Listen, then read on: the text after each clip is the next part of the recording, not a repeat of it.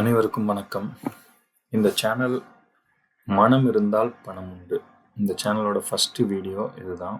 இந்த சேனலோட நோக்கம் பார்த்தீங்கன்னா, நம்ம சாமானிய மக்கள் எப்படியாவது சம்பாரித்து நம்மளும் ஒரு பெரிய பணத்தை சேர்த்து நிம்மதியான வாழ்க்கை, நம்ம குழந்தைங்களோட குடும்பத்தோடைய மகிழ்ச்சியான தருணங்கள் இது எல்லாத்தையுமே அனுபவிக்கணும் அப்படிங்கிற எண்ணத்தோட தான் டெய்லி அவங்களோட வேலைக்கும் தொழிலையும் பார்த்து உழைக்கிறாங்க, சம்பாதிக்கிறாங்க. ஆனால் அவங்க வாழ்க்கையில் ஒரு பெரிய தொகை லட்சத்தில் கோடிகளில் அப்படிங்கிறத பார்க்கணும் அப்படிங்கிறது ஒரு கனவாகவே தான் பாதி பேருக்கு இருக்குது, பெரும்பாலான பேருக்கு இருக்குன்னு சொல்லலாம். அவர்கள் எந்த மாதிரி ஒரு சரியான முறையில் எப்படி பிளான் பண்ணி என்ன விஷயத்த செஞ்சால் அவங்களும் ஒரு பெரிய லெவலில் பணத்தை சேர்க்க முடியும் அப்படிங்கிறதுக்கு தான் இந்த வீடியோ.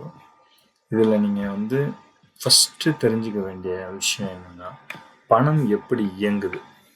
பணம் அப்படிங்கிறது ஜென்ரலாக உழைக்கிறவங்க சம்பாரித்து அவங்களுடைய அன்றாட தேவைகள், மாதாந்திர தேவைகள், மாத சம்பளம் வாங்குறவங்க மாதாந்திர தேவைகள் இதற்கு மட்டுமே பயன்படுத்திடுறாங்க. உண்மையாலுமே பணத்தோட பவர் என்ன, பணத்தோட வீக்னஸ் என்ன, பணம் எப்படி ஒரு சிலர்கிட்ட பல கோடிகளில் புழங்குது, சாமானிய மக்கள் கையில் பணம் இருக்க மாட்டேங்குது அப்படிங்கிற எல்லா விஷயத்தையுமே தெரிஞ்சுக்கணுன்னா, நீங்கள் எப்படி ஒரு காலேஜில் டிகிரி வாங்கணும்னு இல்லை ஒரு 12th படிக்கணும்னா அதுக்கு 12 வருஷம் செலவு பண்ணி ஒவ்வொரு விஷயத்தையும் நீங்கள் அடையிறதுக்கு எவ்வளோ நேரத்தையும் பொருளையும் உங்களுடைய உழைப்பையும் அறிவையும் செலவு பண்ணுறீங்க. பட் பணத்துக்காக நம்ம மக்கள் நிறைய பேர் அந்த ஒரு ரொட்டீன் ஒர்க்லேயே தான் அவங்களோட மைண்ட் இருக்கே தவிர பணம் எப்படி சேர்க்கணும் அப்படிங்கிறத தெரிஞ்சுக்கணும், அதுக்கு பின்னாடி இருக்க ஒரு சூட்சமம் என்ன அப்படிங்கிறத தெரிஞ்சுக்கணுங்கிற ஆர்வம் இல்லாததுனால தான் பணத்துக்காக நீங்கள் வாழ்க்கை ஃபுல்லாக ஓடிக்கிட்டே இருக்கிற நிலைமை. அதுக்கு முதல் ஸ்டெப்பாக பணம் எப்படி இயங்குதுன்னா, பணம் தன்னுடைய மதிப்பை மற்ற பொருட்களுக்கு ஒவ்வொரு வருஷமும் கொடுத்துக்கிட்டே இருக்கு. அது ஒரு சமமாக பணம் அதோடைய வேல்யூவை கொடுக்கறது இல்லை. ஒவ்வொரு பொருளுக்கும் ஒவ்வொரு மாதிரி அதோடைய மதிப்பை கொடுத்துருது. ஒவ்வொரு கட்டத்திலையும் அந்த மதிப்பு வித்தியாசமாகும்.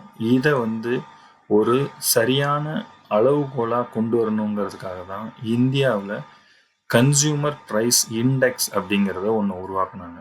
அது என்னன்னா, இந்த வருடத்துக்கும் அடுத்த வருடத்துக்கும் மொத்தமாக கன்சியூமர் இருக்கிற பொருட்கள், நம்ம நுகர்கிற பொருட்கள் எல்லாத்துடைய விலை ஏற்றம் ஆவரேஜாக எவ்வளோ இருக்குது. ஒரு பொருள் 10 ரூபா ஏறலாம், ஒரு பொருள் 2 ரூபா ஏறலாம். ஆவரேஜாக சராசரியாக ஒரு இந்த வருடத்துக்கும் அடுத்த வருடத்துக்கும் பொருளோட விலை எவ்வளோ ஏறி இருக்கு அப்படிங்கிறது தான் சிபிஐன்னு சொல்லுவோம். இந்த இன்ஃப்ளேஷனை தான் மெயினாக ஒரு சாமானிய மக்கள் தெரிஞ்சுக்கணும். இதை எப்படி தெரிஞ்சுக்கலாம் அப்படின்னா, நீங்கள் இந்த சார்ட்டை பார்த்தீங்கன்னா உங்களுக்கு புரியும்.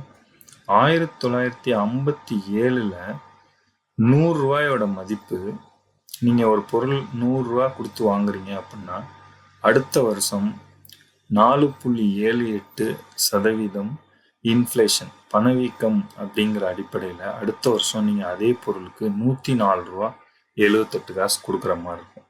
அடுத்த வருடங்களில் 109 ரூபா 55 காசு, அடுத்தது 111 ரூபா 50 காசு. இப்படி 1957 70க்குள்ள நீங்கள் 100 ரூபாய்க்கு வாங்கின பொருளுக்கு 200 ரூபா கொடுக்க வேண்டியதாகிடும். அதாவது உங்கள் கையிலேருந்து 100 ரூபா அதிகமாக தர்ற மாதிரி ஆகிடுது. 102 ரூபா 85 காசு. இதை தான் பணவீக்கம்னு சொல்கிறோம்.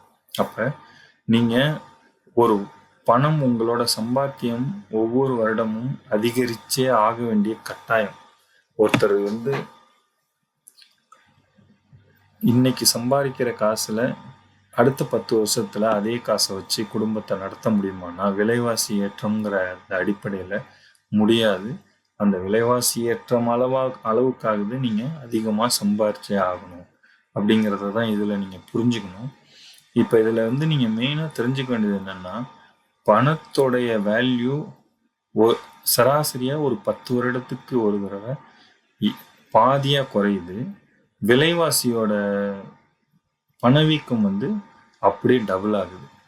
அதில் நீங்கள் அதை புரிஞ்சுக்கிறதுக்கு பார்த்தீங்கன்னா 57ல் 100 ரூபா, 70ல் 200 ரூபா, 80ல் 400 ரூபா, 88ல் 800 ரூபா, 95ல் 1600 ரூபா, 2007ல் 3200 ரூபா, 2015ல் 6500 ரூபா, 2024ல் 10,000 ரூபா.